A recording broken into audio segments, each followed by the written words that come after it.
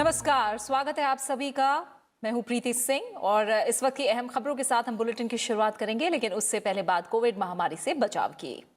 Corona महामारी के खिलाफ पूरा देश एकजुट होकर लड़ रहा है। आप भी हमारे साथ सुरक्षा और बचाव के एहतियाती उपायों का संकल्प लें। अपना मास्क अच्छी तरह से पहने, 2 गज की दूरी का पालन करें, सुरक्षित दूरी बनाए रखें, साथ ही हाथों को बार बार धोएं।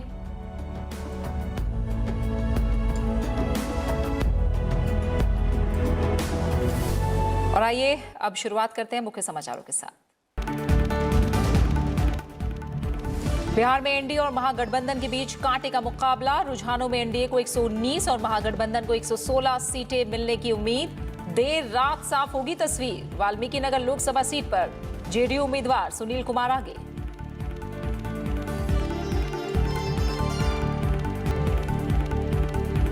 ग्यारह राज्यों में 58 सीटों पर हुए विधानसभा उपचुनाव की मतगणना भी जारी। नतीजों और रुझानों में बीजेपी का दबदबा।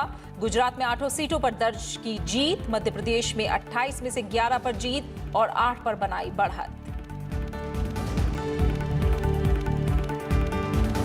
प्रधानमंत्री नरेंद्र मोदी ने शंघाई सहयोग संगठन के 20वें शिखर सम्मेलन में चीन और पाकिस्तान को दिया क्षेत्रीय अखंडता और संप्रभुता का सम्मान करने का संदेश। संयुक्त राष्ट्र में मूलभूत सुधार की जरूरत पर भी दिया जोर। कहा, मौजूदा कोविड-19 संकट से लड़ने में पूरी मानवता की मदद करेगा भारत।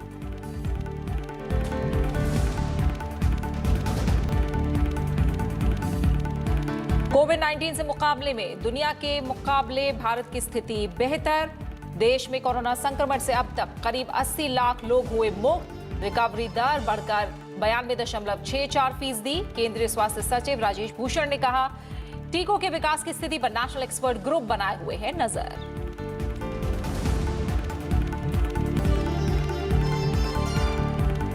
और प्राइवेट अस्पतालों में 80% आईसीयू बेड आरक्षित मामले में सुप्रीम कोर्ट ने दिल्ली सरकार को हाई कोर्ट जाने का दिया निर्देश। हाई कोर्ट में 12 नवंबर को होगी मामले की सुनवाई।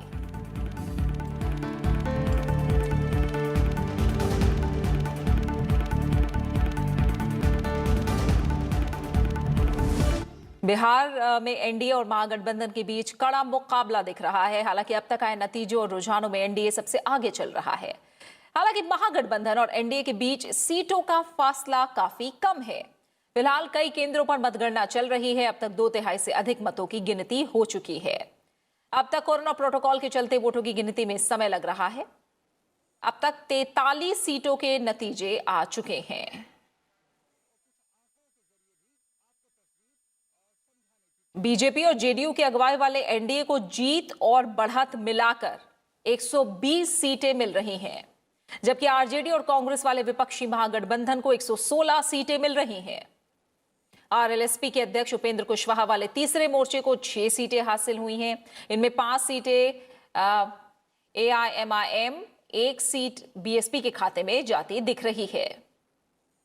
एलजेपी को एक भी सीट नहीं मिलती दिख रही है, जबकि अन्य के खाते में 1 सीट जाती फिलहाल दिख रही है। अगर अब हम वोट शेयर के लिहाज से देखें तो एनडीए गठबंधन को 34% से अधिक वोट मिले हैं। इसमें बीजेपी को 19% और जेडीयू को 15% से अधिक वोट मिले हैं। वहीं महागठबंधन को 33% से अधिक वोट मिले हैं। इसमें आरजेडी को 23% से अधिक वोट, कांग्रेस को 9% से अधिक वोट हासिल हुए हैं। तीसरे मोर्चे को विधानसभा चुनाव में 5% से अधिक मत मिले हैं। एलजेपी को 5.5% से अधिक वोट मिले हैं, जबकि अन्य के खाते में 19.5% से अधिक वोट गए हैं।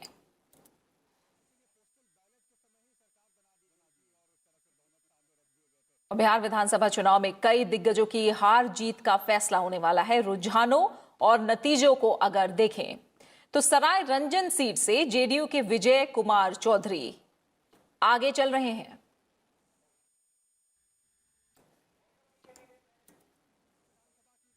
परसा सीट से जेडीयू के चंद्रिका राय हार गए हैं।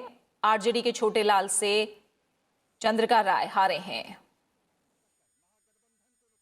आलमनगर सीट से जेडीयू के नरेंद्र नारायण यादव अपने प्रतिद्वंदी से काफी आगे चल रहे हैं। वहीं राघोपुर सीट से महागठबंधन की ओर से मुख्यमंत्री पद के चेहरे और आरजेडी नेता तेजस्वी यादव बढ़त बनाए हुए हैं, जबकि हसनपुर विधानसभा सीट से आरजेडी के तेज प्रताप यादव आगे चल रहे हैं। जमुई से बीजेपी उम्मीदवार श्रेयसी सिंह बढ़त बनाए हुए हैं।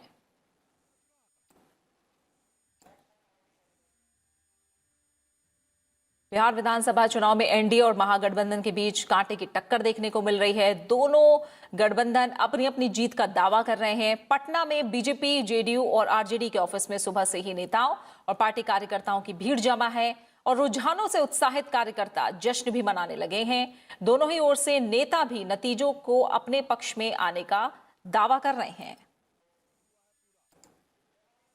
माननीय प्रधानमंत्री श्री नरेंद्र भाई मोदी जी ने विगत 6 वर्षों में जो गरीबों के लिए काम किया है, गरीबों की झोपड़ी में जो उन्होंने राहत पहुंचाने का काम किया है, बिहार में एनडीए के सुशासन ने जो काम किया है, उसके कारण आज हम फिर से एनडीए का नेतृत्व बहुमत में आ रहा है। और इसके लिए मैं बिहार की जनता को भारतीय जनता पार्टी की तरफ से, एनडीए गठबंधन की तरफ से बहुत बहुत।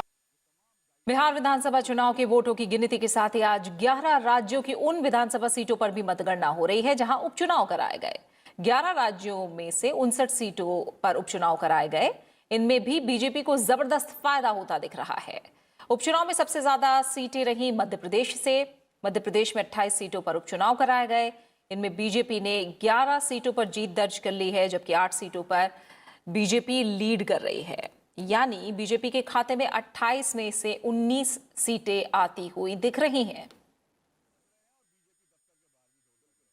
वहीं कांग्रेस ने अभी तक एक भी सीट पर जीत दर्ज नहीं की है, जबकि 8 सीटों पर कांग्रेस के उम्मीदवार आगे चल रहे हैं। एक ही सीट पर कांग्रेस ने अभी तक जीत दर्ज की है। 8 सीटों पर कांग्रेस के उम्मीदवार आगे चल रहे हैं, यानी कांग्रेस को मध्य प्रदेश में 28 में से महज 9 सीट ही मिलती दिखाई दे रही हैं।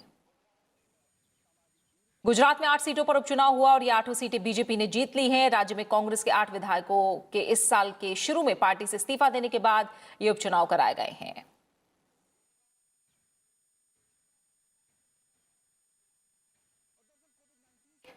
वहीं उत्तर प्रदेश में विधानसभा की 7 सीटों पर उपचुनाव कराए गए। इन सभी सीटों पर नतीजे जारी हो गए हैं। इन 7 सीटों में से 6 पर बीजेपी ने जीत दर्ज की, जबकि 1 सीट समाजवादी पार्टी ने जीती है।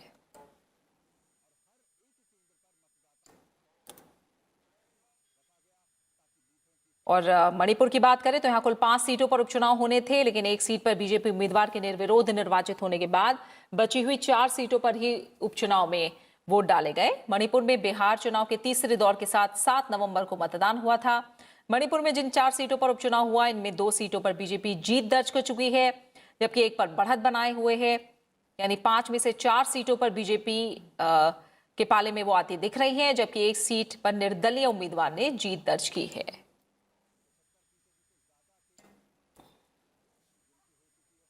नागालैंड, झारखंड, ओडिशा और कर्नाटक में 2-2 विधानसभा सीटों पर उपचुनाव कराए गए।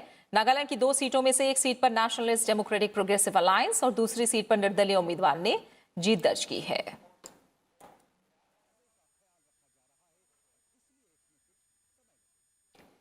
झारखंड में 1 सीट पर झारखंड मुक्ति मोर्चा का उम्मीदवार जीता है, जबकि दूसरी सीट पर कांग्रेस को जीत मिली है। दूसरी तरफ ओडिशा में दोनों सीटों पर सत्ताधारी बीजू जनता दल ने बढ़त बनाई हुई है।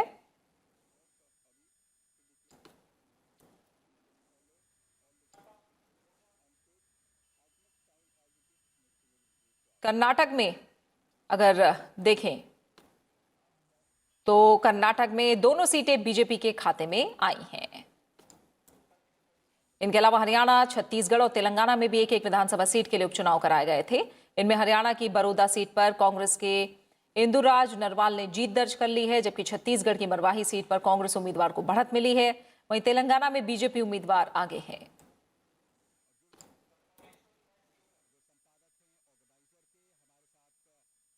प्रधानमंत्री नरेंद्र मोदी ने चीन को आगाह किया है कि वो दूसरे देशों की संप्रभुता का सम्मान करना सीखें।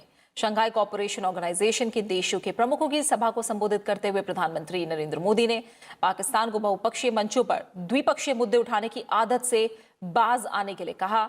इस मौके पर उन्होंने संयुक्त राष्ट्र में मूलभूत सुधार की भी वकालत की। सोमवार को वीडियो कॉन्फ्रेंसिंग के जरिए शंघाई कोऑपरेशन ऑर्गेनाइजेशन के देशों के प्रमुखों की सभा को संबोधित करते हुए प्रधानमंत्री नरेंद्र मोदी ने क्षेत्र में कारोबार के विस्तार के लिए बेहतर कनेक्टिविटी की जरूरत पर बल दिया। बिना नाम लिए चीन की विस्तारवादी नीतियों की तरफ इशारा करते हुए प्रधानमंत्री ने कहा कि देशों की क्षेत्रीय अखंडता और संप्रभुता का आदर हर हाल में होना चाहिए। International north south transport corridor, Chabahar port, असगाबाद समझौते जैसे कदम कनेक्टिविटी प्रति भारत के मजबूत संकल्प को दर्शाते हैं। भारत का मानना है कि कनेक्टिविटी को और अधिक गहरा करने के लिए यह आवश्यक है कि एक दूसरे की संप्रभुता और टेरिटोरियल इंटीग्रिटी के सम्मान के मूल सिद्धांतों के साथ आगे बढ़ा जाए। प्रधानमंत्री ने अपने भाषण में कहा कि भारत ने हमेशा आतंकवाद, मनी लॉन्ड्रिंग, ड्रग्स और हथियारों की तस्करी के खिलाफ आवाज उठाई है। पाकिस्तान की तरफ इशारा करते हुए प्रधानमंत्री नरेंद्र मोदी ने कहा कि देशों को एससीओ जैसे बहुपक्षीय मंच पर द्विपक्षीय मुद्दे उठाने से बचना चाहिए। भारत एससीओ चार्टर में निर्धारित सिद्धांतों के अनुसार एससीओ के तहत काम करने की अपनी प्रतिबद्धता में दृढ़ रहा है, परंतु यह दुर्भाग्यपूर्ण है कि एससीओ एजेंडा में बार बार अनावश्यक रूप से द्विपक्षीय मुद्दों को लाने के प्रयास हो रहे हैं, जो एससीओ चार्टर और शंघाई स्पिरिट का उल्लंघन करते हैं। इस तरह के प्रयास एससीओ को परिभाषित करने वाली सर्वसम्मति और सहयोग की भावना के विपरीत है। कोविड-19 महामारी का जिक्र करते हुए प्रधानमंत्री ने कहा कि संकट की इस घड़ी में भारत की दवा कंपनियों ने करीब 150 देशों को दवाइयां भेजी हैं और जब वैक्सीन आएगी तो विश्व का सबसे बड़ा वैक्सीन निर्माता होने के नाते भारत दुनिया के प्रति अपना कर्तव्य पूरी निष्ठा के साथ निभाएगा। अभूतपूर्व महामारी के इस अत्यंत कठिन समय में भारत के फार्मा उद्योग ने 150 से अधिक देशों को आवश्यक दवाएं भेजी हैं। दुनिया के सबसे बड़े वैक्सीन उत्पादक देश के रूप में भारत अपनी वैक्सीन उत्पादन और वितरण क्षमता का उपयोग इस संकट से लड़ने में पूरी मानवता की मदद करने के लिए करेगा। संयुक्त राष्ट्र के बारे में प्रधानमंत्री नरेंद्र मोदी ने कहा कि अब संगठन में अमूलचूल परिवर्तन की जरूरत महसूस की जा रही है। 2021 में जब भारत संयुक्त राष्ट्र सुरक्षा परिषद का गैर स्थायी सदस्य बनेगा तो उसका ध्यान वैश्विक शासन विधि में संभावित बदलाव लाने पर केंद्रित होगा। वर्चुअल माध्यम से हो रही इस समिट की अध्यक्षता रूस के राष्ट्रपति व्लादिमीर पुतिन ने की। 30 नवंबर को होने वाली एससीओ के शासनाध्यक्षों की बैठक की मेजबानी भारत करने वाला है। इस बैठक में एससीओ के प्रमुखों की बैठक में लिए गए फैसलों को अमल में लाने के लिए रोड मैप तैयार किया जाएगा। एससीओ में भारत के अलावा रूस, चीन, पाकिस्तान, किर्गिस्तान, कजाकिस्तान, उज्बेकिस्तान और तजाकिस्तान शामिल हैं। संसदीय समिति की बैठकों का सिलसिला जारी है। आज संसद समितियों की कई अहम बैठकें हुई। सूचना प्रौद्योगिकी पर संसद की स्थायी समिति की आज बैठक हुई। दूरसंचार विभाग और भारतीय दूरसंचार नियामक प्राधिकरण के प्रतिनिधियों ने भी बैठक में भाग लिया और समिति के समक्ष 5G के लिए देश की तैयारियों का ब्यौरा दिया। दूरसंचार विभाग, ट्राई, इलेक्ट्रॉनिक्स और सूचना प्रौद्योगिकी मंत्रालय के प्रतिनिधियों ने दूरसंचार से जुड़ी चुनौतियों से समिति को अवगत कराया। कोविड-19 महामारी के मद्देनजर की गई तकनीकी पहल को लेकर इलेक्ट्रॉनिक्स और सूचना प्रौद्योगिकी मंत्रालय के प्रतिनिधियों ने भी समिति को जानकारी दी। सामाजिक न्याय और अधिकारिता संबंधी संसदीय स्थायी समिति की भी आज बैठक हुई। इस दौरान सदस्यों ने 4 मसौदा रिपोर्टों पर विचार किया और उन्हें मंजूरी दी। सामाजिक न्याय और अधिकारिता मंत्रालय के प्रतिनिधियों ने समिति के समक्ष दिव्यांगजन अधिकार अधिनियम 2016 के कार्यान्वयन और योजना के आकलन से जुड़ी जानकारी भी समिति के सामने रखी। इसके अलावा समिति को अनुसूचित जाति के छात्रों के लिए बाबू जगजीवन राम छात्रावास योजना के बारे में भी जानकारी दी गई।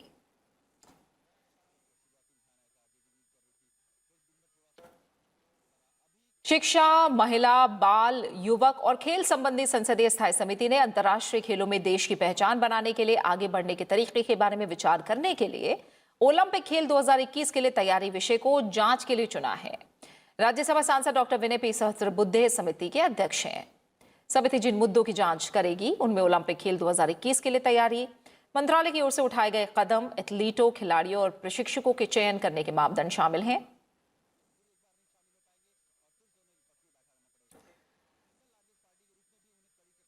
इसके अलावा समिति ओलंपिक खेल 2021 की तैयारियों के लिए संस्थागत व्यवस्था, वित्तीय तंत्रों और एथलीटों, कोच, मंत्रालय, खेल संघों की चुनौतियों की जांच करेगी। साथ ही संबंधित और इच्छुक हितधारकों के विचार और सुझाव को भी सुनेगी।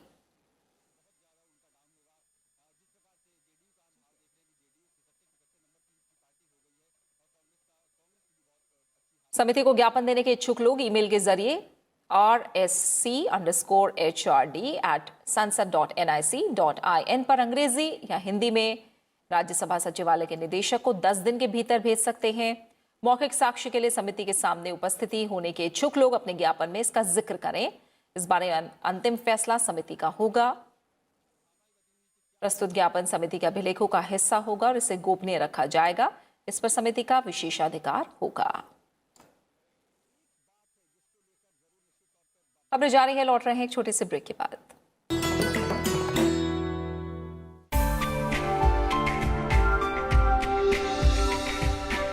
पच्चीकारी, सफेद संगमरमर पर रंगीन पत्थरों की जादूगरी, लातिनी भाषा में कहें तो पीट्रा ड्यूरा, ताजमहल, सिकंदरा, एतमादुद्दौला और आगरा के लाल किले में है अद्भुत नमूने। ईरान और एशिया से आए कारीगरों का हुनर जिसे अपनाया भारतीय कारीगरों ने और दिए एक से बढ़कर एक ऐतिहासिक स्थल।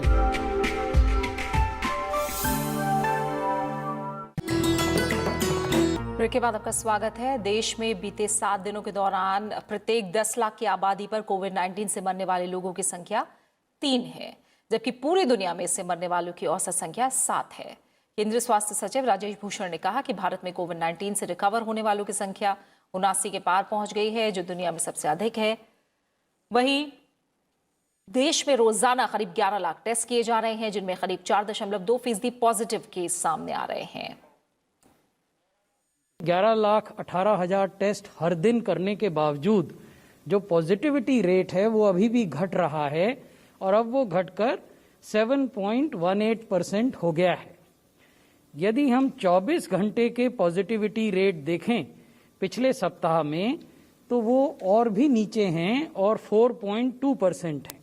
ये केसेस पर मिलियन की जानकारी हम आपको दे रहे हैं। अभी भी हम विश्व में सबसे कम केस पर मिलियन वाले देशों में से एक हैं। वैक्सीन के सवाल पर स्वास्थ्य सचिव राजेश भूषण ने कहा कि नेशनल एक्सपर्ट ग्रुप टीकों के विकास की स्थिति पर नजर बनाए हुए है। जैसे ही रेगुलेटरी अप्रूवल इसे अप्रूव कर देती है, लोगों को इसकी जानकारी दे दी जाएगी।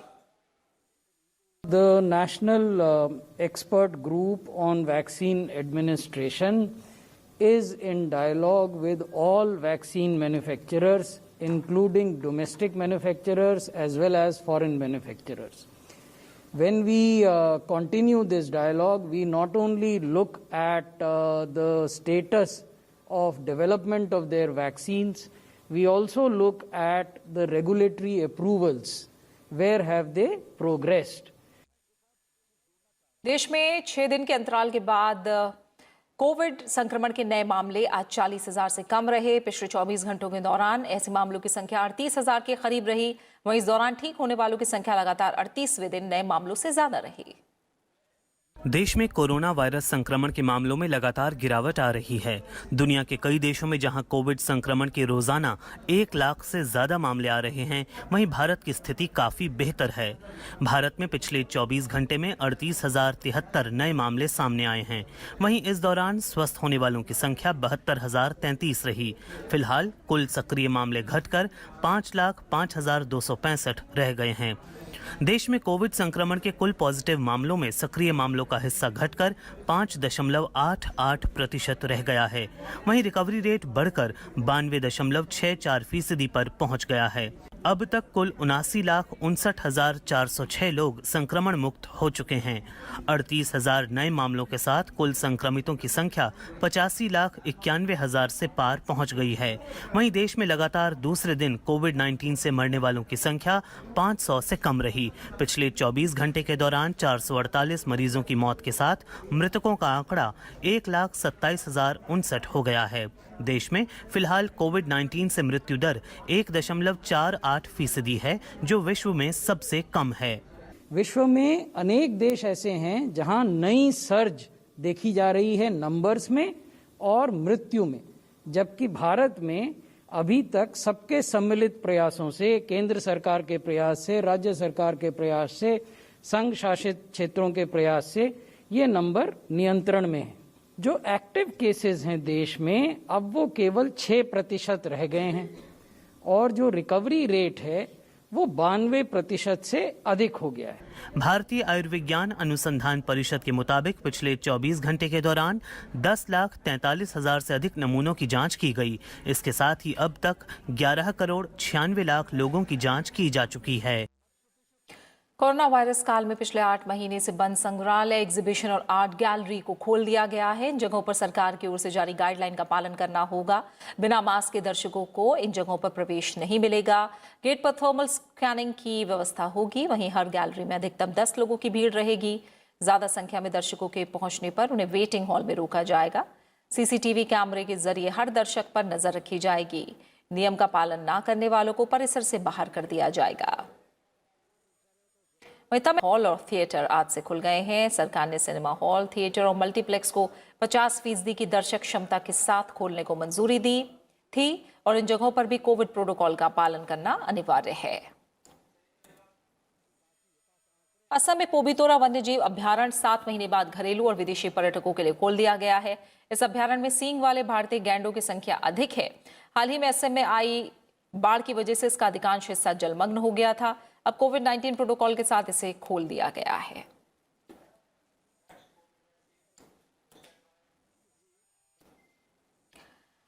अमेरिका की फार्मा कंपनी फाइजर के कोरोना वैक्सीन के क्लिनिकल ट्रायल के नतीजे अच्छे आए हैं। कंपनी ने बताया है कि क्लिनिकल ट्रायल में कोरोना की वैक्सीन 90% तक असरदार साबित हुई है। ट्रायल के नतीजे उम्मीद से काफी अच्छे आए हैं।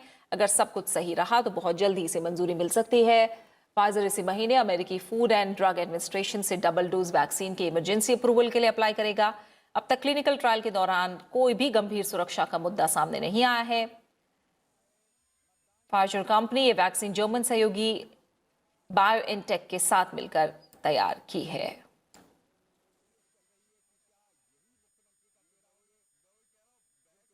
कोविड-19 मरीजों के लिए प्राइवेट अस्पतालों में 80% आईसीयू बेड आरक्षित करने के फैसले पर दिल्ली हाईकोर्ट की रोक के खिलाफ दायर याचिका पर आज सुप्रीम कोर्ट में सुनवाई हुई। कोर्ट ने दिल्ली सरकार को याचिका को लेकर फिर से हाईकोर्ट जाने का निर्देश दिया। इस मामले की सुनवाई 12 नवंबर को होगी। हाईकोर्ट की पीठ ने 22 सितंबर को दिल्ली सरकार के इस आदेश पर रोक लगा दी थी। हाईकोर्ट की पीठ ने कहा था कि प्राइवेट अस्पतालों में आईसीयू के बेड आरक्षित करने का आदेश अन्य बीमारियों से जूझ रहे मरीजों के मौलिक अधिकारों का उल्लंघन होगा।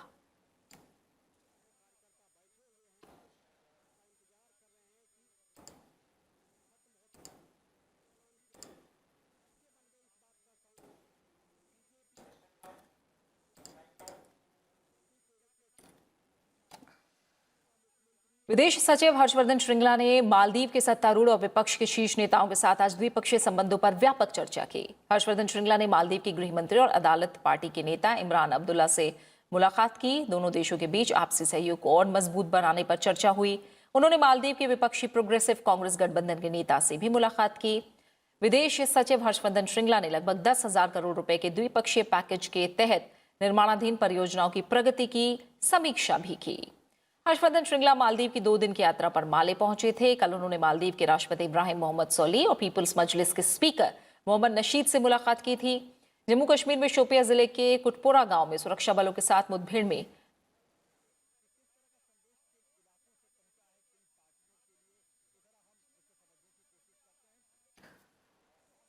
खबर जम्मू कश्मीर से, जहां शोपिया जिले के कुटपोरा गांव में सुरक्षा बलों के साथ मुठभेड़ में 2 आतंकवादी मारे गए हैं। दक्षिण कश्मीर में शोपियां जिले के कुटपुरा इलाके में आतंकवादियों की मौजूदगी की खबर मिलने के बाद सुरक्षा बलों ने संयुक्त दल ने तलाशी अभियान चलाया था। सुरक्षा बलों के संदिग्ध स्थान पर पहुंचते ही आतंकवादियों ने गोलीबारी शुरू कर दी। जवाबी कार्रवाई में 2 आतंकवादी मारे गए। मारे गए दोनों दहशतगर्द आतंकी संगठन अल बद्र से जुड़े थे और दोनों कई वारदातों में शामिल थे।